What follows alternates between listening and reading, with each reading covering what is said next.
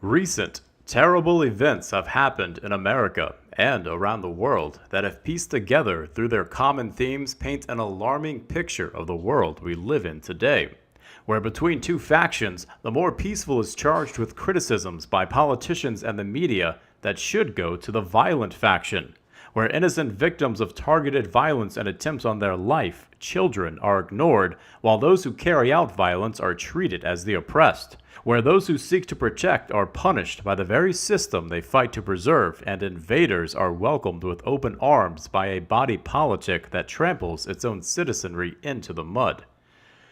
The latest count in the Sri Lanka terror attacks is at 190 dead. 625 are wounded.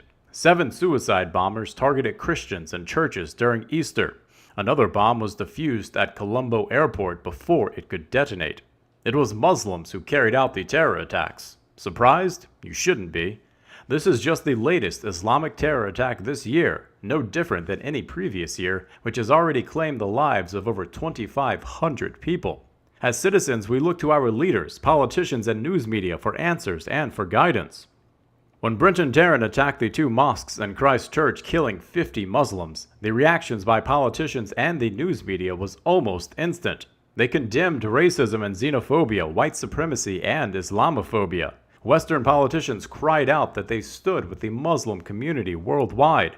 The news media began digging to uncover the sources of this attack. They claimed white supremacy and white nationalism was on the rise all over the world, and that it presented a very real danger to all non-whites. Newsweek even went so far as to suggest that any white child who uses the internet is at danger of becoming the next Brenton Tarrant, a sweeping and damning condemnation against all white people. But in the wake of the Sri Lanka attacks, many politicians won't even admit that it was Christians who were killed by Muslims, such as twice-failed presidential candidate Hillary Clinton, New York Governor Andrew Cuomo, Native American Senator Elizabeth Warren, and the Marxist Bernie Sanders. Former President Barack Obama said that it was an attack on humanity. He mentioned tourists as the victims and used the phrase Easter worshippers. These Islamic terrorists targeted Christians on a holy day. Compare that to Obama's reaction to Christchurch, where he said that he and Michelle grieve with the Muslim community, and that all of us must stand against hatred in all of its forms. No such condemnations and calls for unity by Obama when Muslims kill Christians. The comparison is striking, the contrast alarming. The news media reporting on the Sri Lanka attacks won't even use the terms Muslim or Islamic terror. CNN published a piece that called the source of the attacks a mystery. ABC is just calling it a bombing. NBC is referring to the attack as a blast. Some, such as the BBC, are referring to terrorists as being part of some vague international network. It was Islamic terror, one of thousands of attacks so far this year. Why do our leaders fail to speak honestly about these issues? Or is that the wrong perspective? Instead, should we be asking if they are doing this on purpose? Last week, a 5-year-old child was thrown off a 3rd-story balcony at the Mall of America. The man who did it didn't know the child. He simply wanted to kill someone. A horrific story. Another senseless murder in America, a first-world nation with violence and murder rates more in line with a developing third-world nation. Also last week, a man driving a car in Denver circled a cul-de-sac over and over until 2 boys appeared, aged 11 and 12, walking along a sidewalk. The man then drove straight at them, hitting the children with his car. A common distinction in each of these stories is racial violence, and thanks to America's diversity, the racial components are often a key element pushed forward in news stories of racial violence, but not in these cases. Cases where the children, the victims, are white, and the attempted murderers are black. And if you think this an unfair criticism, if the racial roles were reversed in both of those stories, do you really think they wouldn't be national headlines? The story of a drive-by shooting in Houston certainly made national headlines a few months ago, where a black child was murdered by what was believed to be a white man. Once it was discovered that the murderer was a black man, the story fast disappeared. But a black man attempting to kill white children, the racial component is ignored if the story is reported at all. Consider all of that regarding this next story. There is a free speech wall at Eastern Michigan University, where students may express their opinions freely. Someone wrote the phrase, "It's okay to be white." The school called the phrase controversial and took it down. Student responses were reported by the media as calling the phrase provocative. It's not the first time this phrase has caused controversy. A New Jersey college called the phrase abhorrent. North Carolina University called the phrase antithetical to its values. The University of Delaware Police Department opened an official investigation into flyers found in the university to discover who posted them. Such events have happened and are happening all across America, in Canada, England, and Australia. And when the news media reports on these stories, they claim the phrase is representative of white supremacy, of even Nazis. But the innocuous phrase has no other meaning than it's okay to be white. Its only inherent message is that it is okay to be a white person.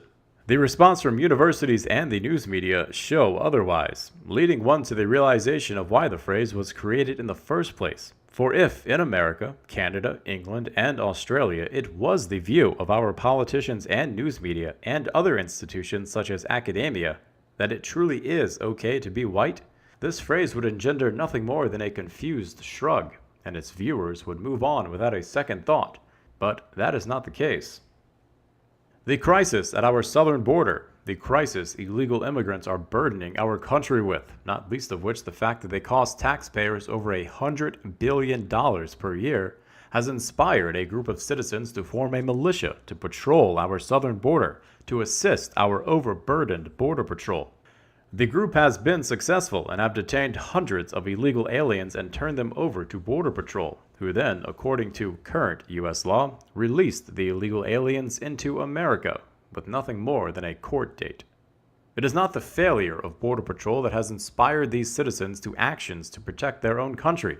It is the action, or rather inaction, of our politicians that have created the necessity for the citizens to do the job of what has been established as the job of the government. Benjamin Franklin once said, "Those who would give up essential liberty to purchase a little temporary safety deserve neither liberty nor safety." And that is the situation this militia and many Americans find themselves in today. The trust that our government would protect us in exchange for us giving up the freedom to protect ourselves has been betrayed, and we are now living the consequences of Benjamin Franklin's quote. For even as New Mexico has declared a state of emergency because of the massive influx of illegal immigrants, the governor condemns the militia as being birthed from racism and bigotry. Even though the group has harmed or abused no one, they only seek to protect our country. Our military uses its might to fight overseas, destabilize entire countries, kill thousands, all in the name of serving the interest of other foreign nations and corporations who have no allegiance to America. But when it comes to our own country, the homeland, well, perhaps this story best serves to illuminate our condition.